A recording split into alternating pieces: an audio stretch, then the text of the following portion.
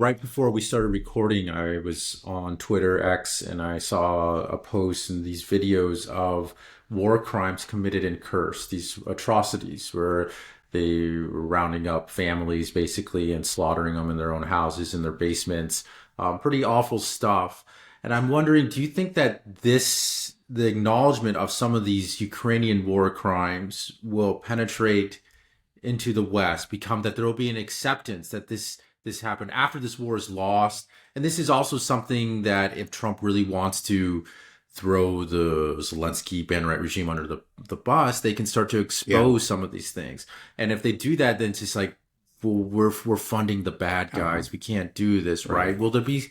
Do you think that's possible? Because I war is Yeah. awful, but for the most part, I'm sure there are individual Russians that have No, committed definitely. atrocities and have done horrible things, and that's not okay. But there does seem to be this intentional killing of Yeah. civilians that has been done by the Ukrainian regime, and then of course by the Israeli regime, and we Yeah. don't acknowledge Right. that. But I, I just hope that when everything is all said and done in Ukraine and in Israel, Gaza, that we can take a step back and look at it and say, this was wrong. The intentional killing of these women and children, these civilians, this was evil. This was wrong. And we were wrong to support it. And these regimes were Yeah. wrong. Like that, it shouldn't be so Yeah. difficult to say that if these Yeah. atrocities Unfortunately, it's come just out. very unusual. It's just that's what I've pointed out is that the narrative is just very tenacious, but it needs to be changed. You're right. Um, Now, I I know in an earlier part of that interview that that we're referring to earlier, Marco Rubio, he did actually refer to, he talked about the Russo-Ukrainian war and said that there was he referred to Russian atrocities. He didn't make any mention of Ukrainian atrocities. So in some ways he was maintaining at least that part of the narrative. But I agree that if like Trump is really serious about pulling out of this war, that's one thing to do. That he needs to change the narrative and start letting, start talking about these things because it doesn't make it into the mainstream news.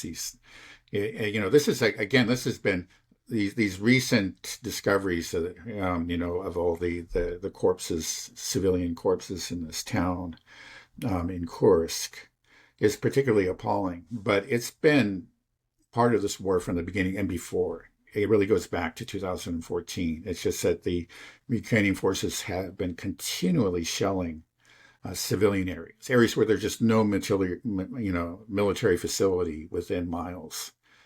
Clearly, it's just these are meant simply to kill and terrify civilians, and this has gone on for better than 10 years now, or approximately 10 years.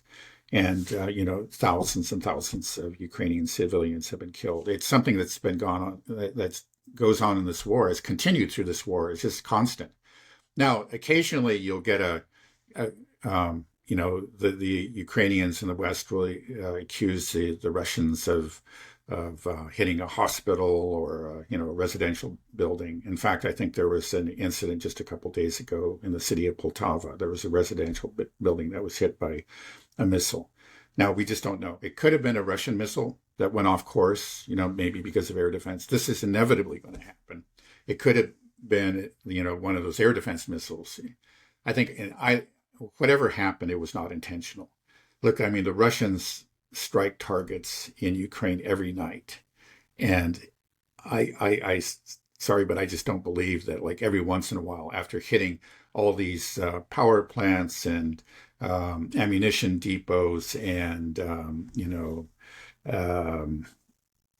let's say a military headquarters or whatever, obvious military sites that they say, well, now let's hit the children's cancer ward. I'm sorry, I just don't believe it. There's just no evidence. But inevitably, something is going to go awry. Either it's going to be one of Ukraine's own air defense missiles or a Russian missile that was deflected by Ukrainian air defense. Now, but in the case of on the Ukrainian side, we have shelling. We're talking about artillery shells, and they're just fired into day after day, into Ukrainian cities. The city of Donetsk suffered particularly, and thank God their nightmare has pretty much come to an end after the fall of yeah, Avdiivka. well, Avdiivka was the first, but there was also some other cities, and then most recently it was the one right there on the reservoir. I forget the name. That was actually apparently the last city that was within artillery range, and it stopped. And you can so finally they're out of artillery range. Every once in a while, the Ukrainians will fire a HIMARS missile into the middle of Donetsk city, and they kill more people. But it used to be that artillery fire was just constant. There's just no way to explain it as other than an intentional attack on civilians. And it went on and on and on, but it just never reported. It was hardly reported at all, prior to the SMO, from 2014 to 2022, but it went on through that time. And the OSC observers actually did admit that this was there were exchanges of fire, but 80% of it was from the Ukrainian side, into the Donbass, into places like Donetsk city. But it didn't penetrate the consequence. You would see that's why the Western media was able to get away with the claim that this was a completely unprovoked attack and completely unjustified. And because most people had no idea that this was going on, but it was going on for 8 years prior to the launch of the SMO. Right.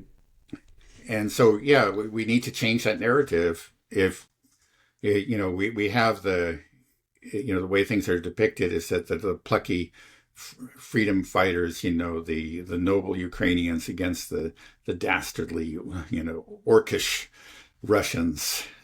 So they're stupid, they're brutish, and they're just evil, and they just like to kill people, and that needs to change. If you're really going to get a just peace, any kind of long-lasting peace, you have to overturn that narrative.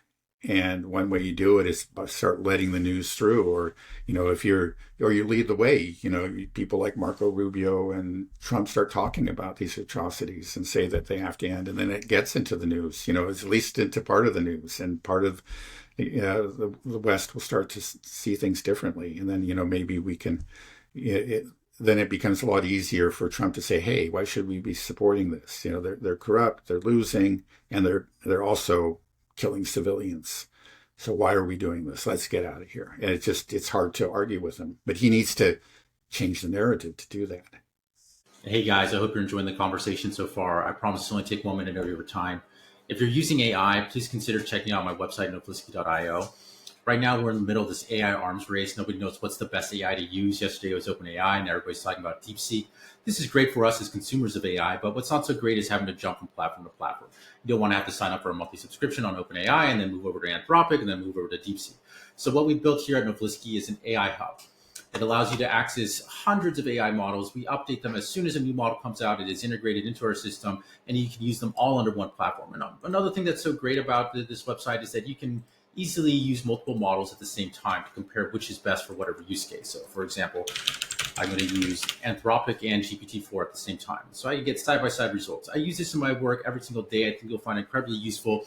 There's tons of customizations. We have an iOS and Android native app as well. So you have seamless synchronization across all devices. So please check it out. I think it's something you'll find incredibly useful. There are no subscription fees, no rate limits. I guarantee you it's going to save you money, and it's just going to keep you on top of all AI releases. Right. Yeah, there's that, of course, that famous quote, history is written by the victors. And, that's true. But the problem here in the Ukraine war is that, okay, Russia will be victorious. Yeah. But the United States didn't actually lose, because this isn't really a war between it's a proxy, Russia and Ukraine. It's a proxy war. So that way we can still maintain this false narrative here because we weren't defeated. We can just say Ukraine messed up, they were corrupt and they spent their money incorrectly or whatever. But that's in that there. But the Russians were bad and they committed all these. It was an unprovoked invasion of Ukraine and we condemn it. So that's what I feel like. You're right. The narrative does need to change to have a lasting peace, because if not, we may get some type of resolution, but it won't be a fully satisfying or long-lasting resolution if that narrative Yeah, maintains, right, that somehow this was just an unjustified, unprovoked invasion, and we got to kick the Russians out eventually, and right. that that's the fear. You know?